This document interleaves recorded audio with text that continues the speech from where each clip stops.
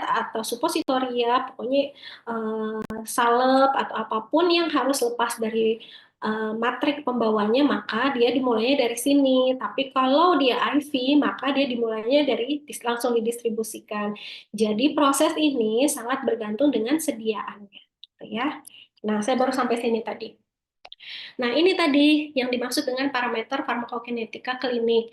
Jadi, parameter-parameter ini adalah parameter yang umum dilakukan pada konteks eh, perawatan pasien, gitu ya. Jadi,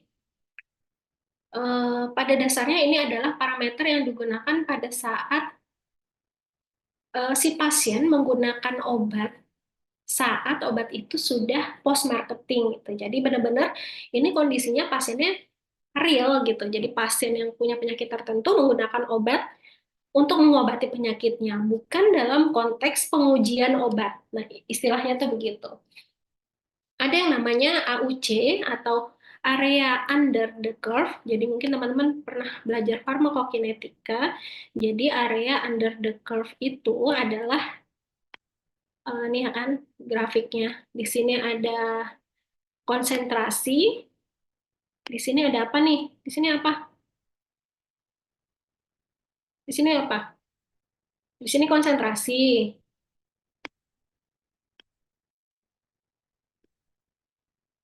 Terus yang bawah itu apa? Tahu nggak? Ingat nggak? Udah belajar farmakokinetika belum? Sudah lah pasti. Ya kan? Ini apa nih di sini? Di sini. Ada yang mau jawab? Lupa. Di sini apa? Parameter apa? Di sini konsentrasi obatnya. Ini apanya? Waktu. Ayo coba diingat-ingat lagi. Jadi di sini concentration, di sini time. C dan T.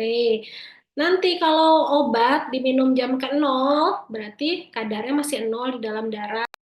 Diminum dalam 1 jam, kadarnya segini. Ini oral ya, kita bicara yang oral dulu. Diminum 2 jam, kadarnya segini. Diminum 3 jam, dan seterusnya, kadarnya segini. Maka nanti akan ada grafik seperti ini, misalnya. Ini kalau oral. Kalau intravena, dia nggak dari nol, tapi dari sini. Misalkan kadar yang dia diharapkan tuh segini. Nanti grafiknya begini. Gitu. Jadi ini bedanya. Kalau intravena, ini dia langsung di sini nih konsentrasinya. Turun ke bawah. Tapi kalau oral, dia ini mulai dari sini, teman-teman. Nih naik ke sini. Nah, yang dimaksud dengan si AUC itu adalah, bentar, adalah area yang ada di bawah curve atau kurva. Nah, di sini sampai di jam yang diinginkan, misalkan di sini 24 jam. Nanti makanya ada istilah AUC 0 sampai 24 jam. Atau kalau memang mau diketahui 0 sampai 6 jam aja, misalkan sampai sini bisa tinggal dihitung. Jadi AUC itu adalah total paparan obat yang diterima oleh tubuh. Digambarkan di sini. Jadi jam ke-0 segini kadar, jam ke-1 ambil lagi darahnya, oh segini kadarnya. Jam kedua, oh segini. Itu yang namanya area under the curve. Biasanya sih 0 sampai 24 jam gitu. Kemudian tes setengah eliminasi. Tes setengah eliminasi adalah waktu yang dibutuhkan tubuh untuk mengeliminasi setengah dari total obat yang masuk. Jadi kira-kira tes setengah eliminasi itu di sinilah, di sini nih. Nah, itu berapa waktunya? Jadi satuannya itu adalah jam. Tes setengah eliminasinya terjadi pada 12 jam misalnya. Ini di sini tes setengah eliminasi. Kemudian, volume distribusi adalah total paparan yang diukur pada keseluruhan plasma darah.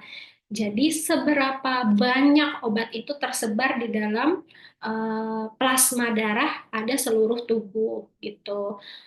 Itu adalah volume distribusi. Kemudian, Cmax atau konsentrasi maksimal itu adalah kadar tertinggi yang dicapai suatu obat uh, saat dikonsumsi. Jadi Simek-nya berapa? Oh, di sini ada 500 misalnya, atau 50 deh. 50 miligram per liter atau 5 mikrogram per mililiter. Ini nih, ini Simek. Jadi konsentrasi tertingginya tuh di sini. Itu Simek. Kemudian ada Timek. Timek ini adalah waktu yang dibutuhkan tubuh untuk mencapai kadar tertinggi. Jadi Timek itu adanya di sini. Nih, jam ke sini. Ini namanya T-Mac nih. Nih. Kalau ini konsentrasinya, nih, ini konsentrasinya. Kalau ke sini adalah T-Max-nya gitu. Ada pertanyaan? Perlu diulangi atau lanjut?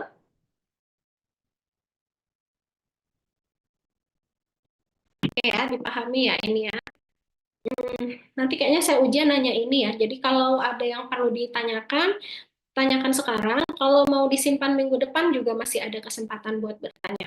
Ya, oke lanjut dulu. Nah, ada itu tadi pengantar aja tentang parameter-parameter farmakokinetika klinis yang mesti kita ketahui. Nah, ini kondisi kehamilan sebenarnya sih nggak terlalu banyak beda ya, cuman ini maksudnya lebih diarahkan ke apa namanya ke proses farmakokinetika. Jadi tadi seperti yang saya bilang kalau kondisi hamil itu motilitas GI itu turun. Nah, terjadi karena efek progesteron, gerakan usus melambat, maka penyerapan obatnya juga turun gitu loh. Jadi ini kaitannya dengan farmakokinetik gitu. Jadi kondisi perubahan fisiologis tadi terkait dengan profil farmakokinetiknya. Terus pada orang hamil itu terjadi peningkatan pH lambung, otomatis obat-obatan yang punya kelarutan pada pH tertentu akan terpengaruh gitu. Jadi yang harusnya pada kondisi biasa itu pH normal, tapi ini menjadi lebih basah, kemudian mempengaruhi kelarutannya, entah dia jadi lebih tinggi nanti kadarnya atau lebih rendah. Jadi harus diperhatikan pada obat-obatan yang pH-nya sensitif. Kemudian kondisi mual dan muntah di trimester pertama ini juga bisa menurunkan efektivitas obat oral. Kenapa? Karena kita harus ketika misalkan orang hamil dalam kondisi dia harus minum obat pada jadwal yang sudah ditentukan dan dia harus rutin meminum obat-obatan itu. Misalnya antibiotik kah atau obat penurunan gula darah yang oral kah yang artinya dia memang harus diminum. Tiba-tiba dia muntah, maka kita harus pelajari dulu nih setiap obat yang digunakan itu apakah waktu disintegrasinya itu terjadi sesudah atau sebelum saat dia muntah. Misalkan dia muntah 1 jam setelah minum obat, maka kita lihat obat yang diminum itu dalam 1 jam sudah terintegrasikah atau belum gitu. Atau ternyata kayaknya belum deh karena si onsetnya aja masih di 3 jam, berarti paling nggak terintegrasinya di bawah itu gitu.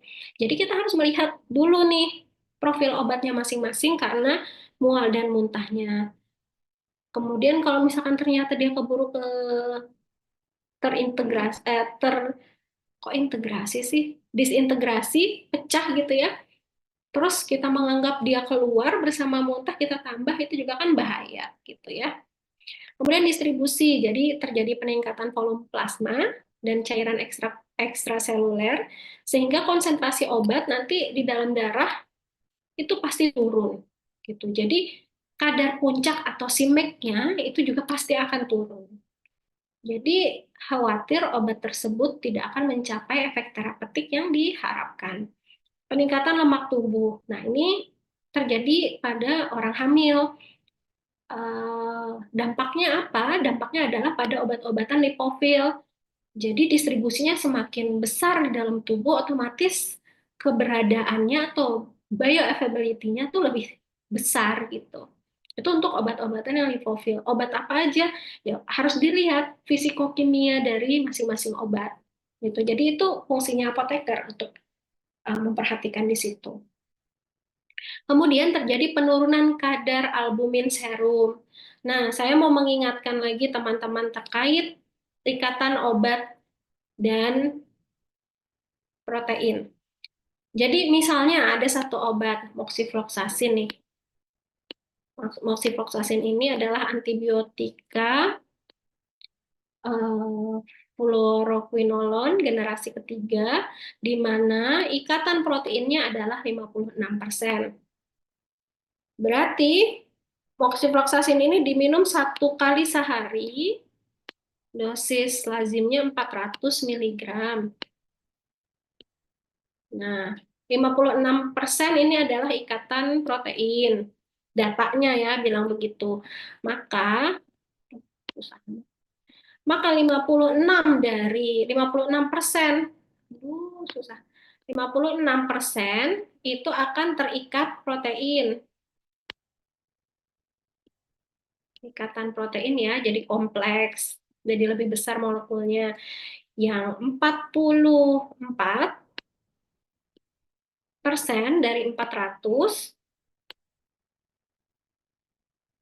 itu adalah free drug atau fraksi obat bebas. Pertanyaan saya, yang berikatan dengan reseptor atau menuju target obat yang mana? Yang ini atau yang ini? Tolong dijawab yang mana? Yang berikatan dengan yang berikatan atau yang menimbulkan aksi di dalam tubuh. Itu yang kompleks ikatan protein. Jadi obat itu ketika masuk di dalam tubuh 400 miligram itu nggak terserap 400, tapi pada saat masuk ke dalam tubuh dia mengalami yang namanya ikatan dengan protein uh, tubuh. Salah satunya yang paling dominan adalah albumin. Nah, setelah terikat itu namanya eh, ikatan protein. Jadi dia molekulnya jadi lebih besar karena berikatan kompleks nih jadi begini. Ini tidak akan bisa diabsorpsi dengan baik karena dia bentuknya kompleks. Tapi kalau free drug dia lebih kecil sehingga ini yang akan diserap. Lah jadi ngejawab sendiri ya. Jadi yang bekerja di dalam tubuh itu adalah yang fraksi obat bebas atau free drug. Jadi teman-teman ingat ya, ini dasar banget. Saya berharap sih teman-teman tahu, cuman males jawab aja. Tapi karena saya pengen cepat ya udahlah. Jadi yang berikatan dengan reseptor yang menimbulkan aksi yang menuju tempat target obat itu adalah yang free drug atau fraksi obat yang bebas gitu. Nah, pada kondisi terjadi penurunan kadar albumin atau protein dalam darah, maka ikatan ini akan turun. Dampaknya apa? Dampaknya apa? Gak ada yang mau jawab kah?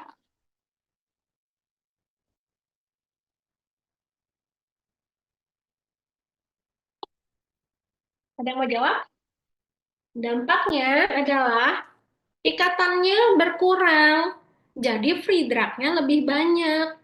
Artinya yang beredar di dalam tubuh ini akan lebih banyak. Dikhawatirkan akan meningkatkan potensi toksisitas. Tolong ini diingat banget ya terkait ikatan protein. Jadi yang mana obat yang aktif, yang mana obat yang menjadi kompleks sehingga tidak aktif di dalam tubuh. Kemudian kalau terjadi penurunan albumin, apa yang harus dilakukan gitu.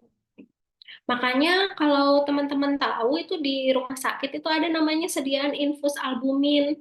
Saya juga mikir itu buat apa ya? Buat gizi buruk kah? Ya iya sih mungkin tujuannya untuk pemberian protein secara intravena pada TPN gitu ya. Tapi kalau dipikir ke arah obat, maka itu dampaknya adalah ke sini. Jadi utamanya obat-obatan dengan ikatan protein yang tinggi. Karena berarti kan semakin tinggi ikatan protein obat dengan iya, Semakin tinggi ikatan protein dan obat, maka semakin sedikit seharusnya obat yang beredar dalam tubuh. Kalau kondisinya diberikan kepada orang dengan kondisi albumin yang rendah, maka free drug-nya akan lebih banyak. Jadi khawatirnya akan terjadi toksisitas, gitu ya. Kalau nggak ada pertanyaan, saya lanjut ya. Jadi nanti di sela aja kalau saya ngomong terus ada pertanyaan. Kemudian metabolisme dalam kondisi kehamilan, aktivitas enzim hati CYP itu berubah. Jadi CYP ini adalah enzim utama yang terlibat dalam metabolisme fase satu. Mungkin nanti teman-teman bisa ingat lagi metabolisme itu terjadi pada fase berapa dan berapa saja gitu. Nanti diingat-ingat lagi. Kalau CYP ini pada fase satu. Beberapa enzim ini meningkat, misalnya pada CYP3A4 atau 2D6 gitu ya. Jadi dia bisa mempercepat metabolisme obat tertentu yang artinya obat di metabolisme itu kan tujuannya untuk dibuat dia lebih polar agar mudah dikeluarkan dari tubuh sehingga dia nanti sampai ke fase eliminasi gitu. Artinya obat lebih cepat dikeluarkan dan dampaknya ya udah kadarnya bisa nggak mencapai terapeutik gitu di dalam tubuh. Terus enzim lain juga bisa menurun yang mengakibatkan perlambatan metabolisme obat lain. Eh, Kemudian perubahan ini dapat menyebabkan kebutuhan penyesuaian dosis untuk beberapa obat. Nanti minggu depan kita akan belajar simulasi penyesuaian dosis. Kok cepet? Nah, ekskresi kalau kehamilan itu terjadi peningkatan aliran darah ke ginjal, otomatis GFR-nya juga tinggi, terjadi sejak trimester pertama yang akan mengakibatkan eliminasi obat melalui urin lebih cepat, gitu ya. Nah, untuk pediatri, untuk absorpsi, ini pH lambungnya dia lebih basah pada neonatus dan bayi yang pada dampak farmakokinetiknya itu bisa mempengaruhi kelarutan dan absorpsi obat yang bergantung pada pH. Kemudian motilitas atau pergerakan GI-nya belum stabil, ini bisa memperlambat atau mempercepat penyerapan. Jadi memang bukti bahwa GI pada pediatrik ini belum stabil itu ada perbedaan. Gitu. Maksudnya saya melihat sendiri perbedaan. Jadi pada saat anak saya bayi, kenapa pada saat dia mulai belajar makan itu dia seperti kesulitan untuk BAB, sembelit. Logikanya orang sembelit itu pasti kurang serat kan kita tahu. Tapi ternyata pada bayi yang baru belajar empasi karena enzim pencernaannya belum terbentuk dengan sempurna, justru ketika dia diberi serat, maka itu akan memperberat pekerjaan ususnya gitu. Semakin banyak dikasih serat, dia akan semakin sembelit. Terus gimana caranya? Oh, ternyata supaya bayi itu tidak sembelit, ternyata yang diberi itu justru lemak, bukan serat. Jadi memang pada bayi itu serat diberikan seminimal mungkin, bahkan nggak ada pun nggak apa-apa. Makanya kita kalau para ibu-ibu gitu ya, tahu banget ternyata bayi itu kalau makan harus diberi lemak tambahan. Beda banget sama kita yang harus mulai menghindari lemak ya, terutama usia-usia saya. Kalau kalian mungkin metabolisme masih bagus, kalau mereka itu justru harus dikasih lemak tambahan, nasi harus dikasih butter, kalau bisa dikasih minyak apapun yang bentuknya lemak gitu. Bahkan dengan sengaja mengekstrak lemak dari kulit ayam, karena untuk memperlancar pencernaannya dan untuk pemenuhan kalorinya gitu. Jadi memang betul ternyata seorang ibu itu harus berilmu ya, bukan bukan untuk menyaingi posisi laki-laki, tapi ya untuk membangun peradaban gitu. Dan itu semua mulainya dari ibu. Gitu ya. Maaf ya yang bapak-bapak. Kemudian enzim pencernaan belum matang, oke ini sudah selesai. Jadi kalau di obat itu mempengaruhi ketersediaan obat di dalam tubuh. Kemudian yang keempat, aliran darah ke saluran cerna itu jadi bervariasi. Jadi ini akan mempengaruhi kecepatan absorpsi. Jadi kecepatan absorpsi ini juga adalah salah satu parameter dari farmakokinetika walaupun tidak begitu familiar untuk farmakokinetika klinik. Distribusinya persentase air lebih tinggi, 70-80%, sehingga obat yang larut air atau hidrofil itu butuh dosis yang lebih besar. Yang lipofil kebalikannya. Kemudian lemak tubuh dan ikatan protein plasma lebih rendah. Nah, ini nih protein plasma lebih rendah ini sama tadi konsepnya. Ingat-ingat, berapa ikatan protein obat tersebut, berapa yang terikat, berapa yang free drug gitu. Terus kalau kondisinya protein plasmanya rendah, apa yang akan terjadi? Itu coba nanti diingat-ingat lagi ya. Oke, lanjut. Metabolisme, Ini terus Ibu. ya, gimana? Saya izin bertanya yang tadi itu bukan kata Ibu tadi yang didistribusi tadi Bu. Gimana? Maaf, Yang suaranya didistribusikan terputus. tadi Permisi, Bu. Iya, Yang distribusi tadi itu kan bayi ini kan iya. 70 sampai 80% itu air Bu ya. Terus Ibu Mm. tadi kayak sempat nyebutin kalau berarti itu butuh dosis lebih besar. Itu maksudnya dosis lebih besar itu dosis lebih besar dari Oh dosis ya. normal atau gimana ya Bu? Terima kasih ya, Khairul, pertanyaannya. Hmm, bentar ya. Saya catat dulu. Jadi maksudnya ketika dia itu sifat obatnya adalah obat yang hidrofil, maka dosisnya mungkin perlu lebih banyak gitu. Karena gini, ada kan gini, kita tahu bahwa struktur obat sintetis itu ada yang hidrofil, ada yang lipofil. Ada obat yang lipofil tapi dibuat sepolar mungkin, misalnya dibuat garam, bentuk garamnya. eh, Nah, perubahan dari aslinya yang sifat lipofil menjadi hidrofil secara perubahan struktur, maka dia harusnya misalnya kalau dia bentuk lipofil itu harusnya 50 miligram eh, sudah cukup sebenarnya, tapi ketika dia diberi yang hidrofil, maka dia harus ditingkatkan sedikit, tapi tetap pertimbangannya dosisnya adalah pada dosis anak gitu, bukan lebih tinggi dibandingkan dewasa gitu. Maksudnya ini, ya sih saya lupa ngejelasin ya. Ini maksudnya ketika perubahan struktur kimia obatnya. Jadi kalau obat tersebut dasarnya adalah lipofil, tapi ketika struktur kimia zat aktifnya mau dijadikan lebih hidrofil, maka dosisnya nggak bisa sama dengan, misalkan sama-sama obat A gitu ya. Si struktur kimia yang lipofil tuh ini yang hidrofil. Ketika dirubah menjadi hidrofil, maka dia harus dipertimbangkan dosisnya naik sedikit untuk mencapai kadar yang sama gitu loh. Kebayang nggak ya penjelasan saya? Kebayang Ibu. Maaf ya. Berarti obat-obatan yang kayak itu kayak perlu disesuaikan apa lagi Bu?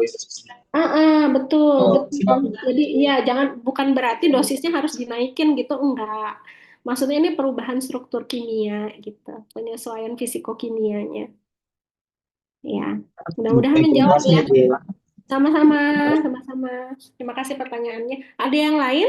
Boleh dikonfirmasi ya kayak tadi. Saya mungkin nanti bisa lupa ngejelasin gitu. Karena kalau udah ngajar itu kadang kita lupa mau ngejelasin part yang itu gitu. Ada lagi? Kalau ada lagi langsung aja ya dipotong kayak tadi nggak apa-apa. Oke, lanjut pediatri metabolisme tadi bla bla. Oh ya, ini enzim hati seperti sistem CYP tadi enzim yang paling banyak.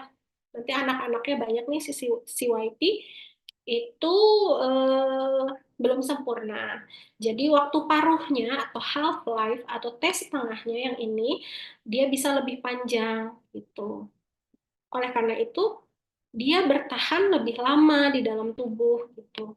Nah, perlu dipertimbangkan apakah dosisnya dikurangi, ingat, dosisnya dikurangi atau frekuensinya yang dikurangi. Karena ada obat yang tidak bisa dikurangi. Karena kalau dikurangi, contohnya, yang namanya antibiotik ya, ini contoh aja. Antibiotik, eh, misalnya kembali lagi, moxifloxacin. Nah, ini dia kan tadi saya bilang, dia 1 kali 400. Kalian pernah, pasti mungkin, kemungkinan besar kalian pernah dapat antibiotik amoksisilin ya, contohnya itu aja. Itu kan biasanya dosis lazimnya 3 kali 500 kan, 3 kali sehari, satu tabletnya 500 kan. Nah, gini, misalnya obat ini, moxifloxacin, ini diberikan 1 kali 400. 1 kali ini adalah pertanda bahwa antibiotik ini bisa membunuh bisa membunuh bakteri dengan dosisnya. Jadi dia tuh wajib banget sekali masuk itu 400. Itu namanya concentration dependent, tergantung pada konsentrasi. Tapi pada beberapa antibiotika, contohnya amoksisilin, golongan beta-laktam, ini 3 kali. Ini adalah ciri-ciri antibiotika yang kemampuan bunuhnya bergantung pada waktu atau time dependent. Jadi dia sangat bergantung dengan berapa kali dia terpapar bakterinya untuk membunuh gitu loh. Jadi ini concentration dependent, ini time dependent. Ya, oke, sampai sini paham. Nah, ketika suatu dosis harus disesuaikan dengan cara dikurangi atau frekuensinya yang dosisnya dikurangi atau frekuensinya dikurangi, cara memilihnya ketika dia concentration dependent, maka frekuensinya yang dikurangi. Dosis sekalinya tetap 400. Kenapa dia nggak bisa bunuh kalau kita tetap mempertahankan 1 kali sehari gitu. Jadi kita bisa kasih 2 hari 1 kali dengan dosis 400. Jadi frekuensinya yang diberikan lebih jarang. Tapi kalau dia time dependent, nih 3 kali, maka dia harus diberikan 3 kali. Nggak bisa diganti-ganti nih, nggak bisa diganggu gugat. Maka dosis ini yang dikurangi, gitu caranya. Setelah kita hitung dengan segala macam perhitungan lah intinya kayak gitu. Jadi yang ini dikurangi atau yang ini dikurangi, dosisnya dikurangi atau frekuensinya dikurangi. Nah, kira-kira kayak gitu. Itu harus berdasarkan dengan mekanisme kerja masing-masing obat.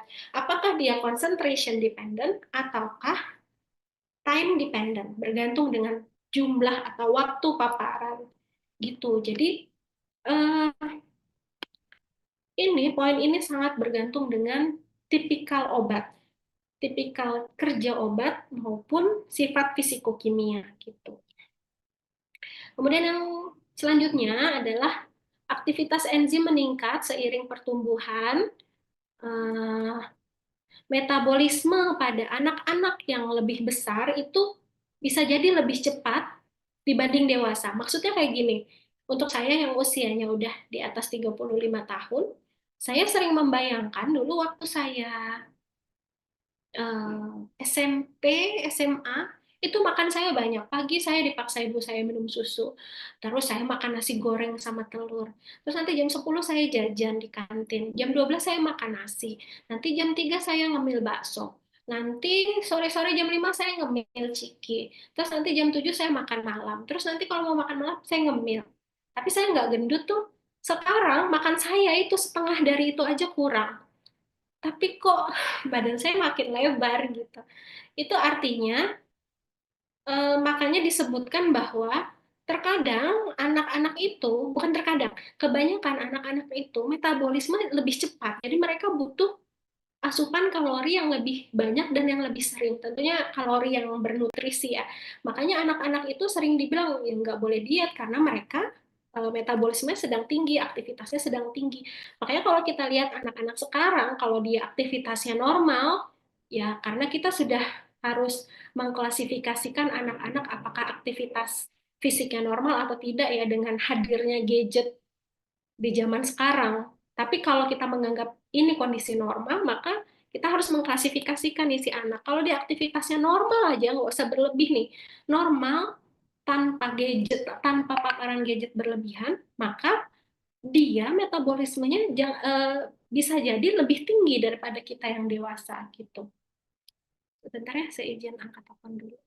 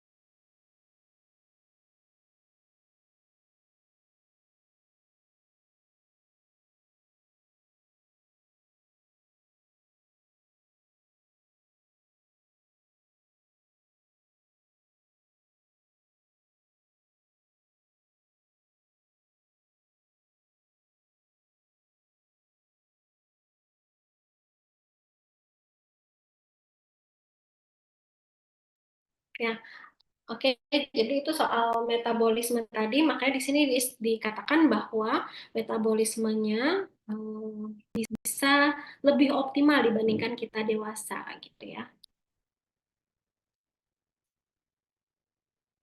Nah, ekspresinya pada pediatri tadi udah disampaikan bahwa fungsi ginjalnya belum sempurna.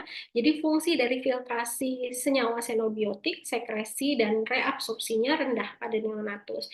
Kemudian obat yang diekskresikan lewat ginjal itu bisa bertahan lebih lama dalam tubuh sehingga resiko toksisitasnya juga tinggi. GFR itu bisa meningkat seiring usia, jadi biasanya obat-obatan itu aware-nya itu justru di usia yang paling bawah, di usia neonatus. Seiring bertambahnya usia, itu biasanya awareness tentang GFR ini mulai turun sedikit-sedikit gitu ya. Nah, ini simpulan aja, jadi nanti dibaca sendiri. Nah, geriatri terakhir ini adalah terkait absorpsi. Jadi kalau pada geriatri ini kan relatif nggak banyak sih berubah, tapi ada yang perlu diperhatikan. Adanya penurunan aliran darah ke saluran cerna, kemudian penurunan produksi asam lambung atau hipoklorhidria, atau kan kalau asam lambung itu kan HCl ya. Jadi HCl-nya rendah gitu. Jadi untuk obat-obatan yang dipengaruhi pH itu maka akan sedikit mempengaruhi. Kemudian motilitas GI-nya juga turun. Jadi onsetnya itu lebih lambat. Jadi onset itu adalah waktu yang dibutuhkan dari obat dikonsumsi sampai sampai menimbulkan efek gitu ya. Itu adalah onset. Jadi untuk distribusi ada peningkatan lemak tubuh karena penurunan metabolisme tadi, sehingga volume distribusi obat-obat lipofil itu biasanya waktu paruh atau tes tengahnya lebih panjang. Jadi dia lebih bertahan di dalam tubuh gitu ya. Terus ada penurunan air total di tubuh sehingga volume distribusi obat-obat hidrofil atau yang larut air itu bisa meningkatkan konsentrasi plasma. Kemudian terjadi penurunan albumin plasma. Nah, ini ingat-ingat lagi nih albumin plasma. Ini adalah eh, konsep tadi sama, ikatan obat dan protein. Coba nanti dipahami ketika dia eh, albumin plasmanya rendah, kemudian fraksi obat lebih tinggi, maka apa yang akan terjadi? Coba nanti dibayang-bayangin dengan konsep yang tadi saya udah sampaikan. Metabolisme pada kelompok geriatri itu tentunya terjadi penurunan fungsi hati karena hati adalah organ paling penting dalam proses metabolisme. Aliran darah ke hati itu turun, aktivitas enzim hati ini tadi saya sudah sebutkan ini fase satu karena kebanyakan itu obat uh, di metabolisme di fase satu dengan CYP. Tapi kalau tadi contohnya moxifloxacin dia fase 2, jadi dia nggak lewat CYP tapi lewat enzim glukuronid dan sulfat konjugasi. Jadi ini memperlambat metabolisme obat. Kemudian obat yang dimetabolisme di hati itu bisa memiliki waktu paruh atau tes setengah yang lebih panjang. Jadi keberadaannya itu di dalam tubuh itu jadi lebih lama daripada orang normal. Orang dewasa muda maksud saya. Kemudian untuk ekspresi, fungsi ginjalnya atau GFR-nya itu turun meskipun kreatinin serumnya itu bisa tampak normal karena penurunan massa otot. Jadi kan memang kita menggunakan parameter kreatinin sebagai hasil dari metabolisme otot gitu. Jadi bisa jadi negatif palsu gitu loh maksudnya. Jadi ini perlu dilihat. Kemudian obat yang diekskresikan ginjal itu dieliminasi lebih lambat. Jadi karena dia dikeluarkan lebih lambat, berarti dia bertahan lebih lama di tubuh. Ketika dapat paparan lagi, minum obat lagi, maka kadarnya bisa jadi lebih tinggi gitu. Perlu menghitung estimasi GFR dan atau creatinine clearance. Jadi ini nanti yang akan kita coba latihan minggu depan. Ini rangkumannya, selesai. Ada yang mau ditanya? Nanti saya share ya ininya, slide-nya. Ada yang mau ditanya?